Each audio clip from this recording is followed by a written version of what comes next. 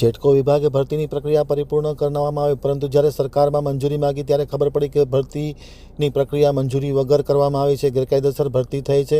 આથી તાત્કાલિક અસરથી આવા અધિકારીઓ જેને મંજૂરી લીધા વગર આ કામગીરી કરી છે તેની સામે સસ્પેન્ડના પગલાં લેવામાં આવે તેવી રજૂઆત કરવામાં આવતા ભારે ખળભળાટ મચી ગયો।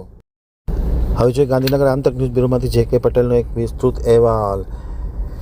જેટકોની ભરતી હતી પ્લાન્ટ એટેન્ડન્ટ 1ની પરીક્ષાની જાહેરાત કરવામાં આવી હતી। આ પરીક્ષાનું જાહેરનામું પ્રસિદ્ધ કરવામાં આવ્યું હતું। પરીક્ષાની તમામ પ્રક્રિયા પૂર્ણ થઈ ગઈ હતી। વિભાગને નિમણૂક પત્ર આપવાની વાત કરી ત્યારે ખબર પડી કે ભરતી જે કરવામાં એની મંજૂરી જ નથી, મંજૂરી લીધા વગર બારોબાર ભરતી કરવામાં આવી છે। જેટકોની મંજૂરી નહીં લઈ દીધી ઉર્જા વિભાગે અને બારોબાર ભરતી કરવામાં આવતા પરિસ્થિતિ ખૂબ જ વિકટ બની ગઈ છે। ભરતીમાં કોઈપણ પ્રકારનું સ્ટાફની વ્યવસ્થા હોવી જોઈએ તે પણ નથી।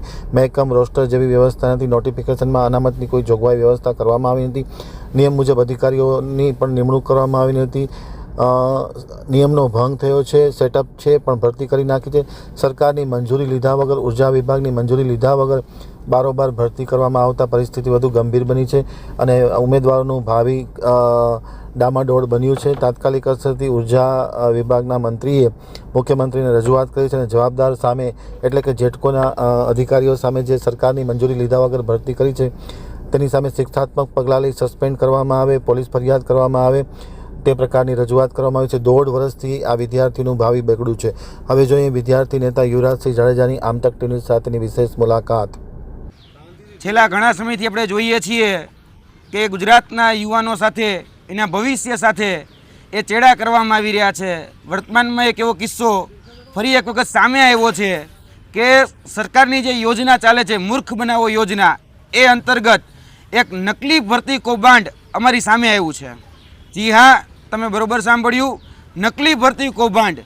કેમ કે આ જે ભરતી છે એ ભરતીની કોઈ મંજૂરી જ લેવામાં નહોતી આવી અને જેમાં જાહેરાત બહાર પાડી દેવામાં આવી, ઉમેદવારોએ ઉમેદવારી નોંધાવી દીધી, પ્રિલિમિનરી પરીક્ષા લેવાઈ ગઈ, મુખ્ય પરીક્ષા લેવાઈ ગઈ અને ત્યારબાદ ડોક્યુમેન્ટ વેરિફિકેશન થઈ ગયા જે ઉમેદવારોના મેરિટ યાદીમાં નામ આવ્યા એના।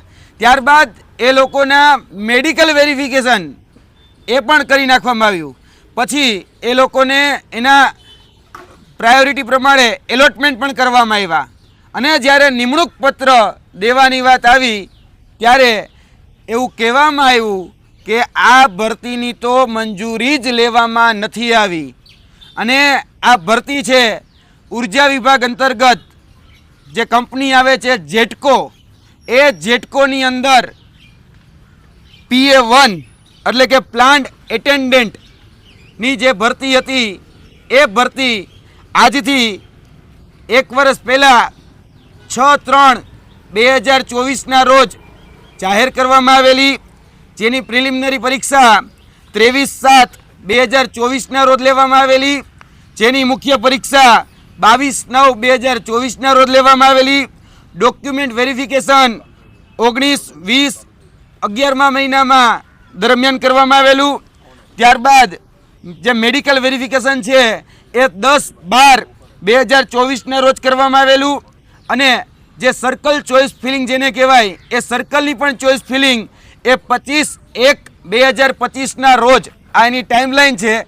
આ ટાઈમલાઈન પ્રમાણે આખી ભરતીની સંપૂર્ણ પ્રક્રિયા A to Z સંપૂર્ણ પ્રક્રિયા પૂરી કરી નાખી અને જ્યારે વિભાગને આના નિમણૂક પત્ર દેવા માટે વાત કરવામાં આવી ત્યારે વિભાગે એવું કીધું કે ભાઈ અમારી પાસે તો મંજૂરી જ નથી, અમારી પહેલાં પૂર્વ મંજૂરી લેવી પડે। એટલે જેટકોએ આમાં EPD જે કહેવાય એટલે કે ગુજરાત સરકારનું ઉર્જા અને પેટ્રો વિભાગ, જેમાં ગુજરાત સરકારની મંજૂરી લેવી પડે, એમાં કોઈ જ પ્રકારની મંજૂરી એ લેવામાં નહોતી આવી।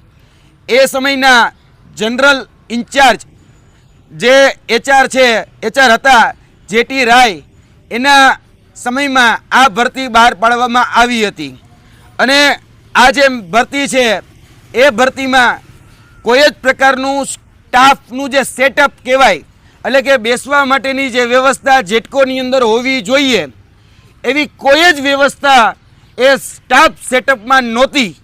ત્યારબાદ આના માટે મહેકમ, રોસ્ટર, આ બધી જ પ્રોસેસ એ ફોલો કરવાની હોય છે।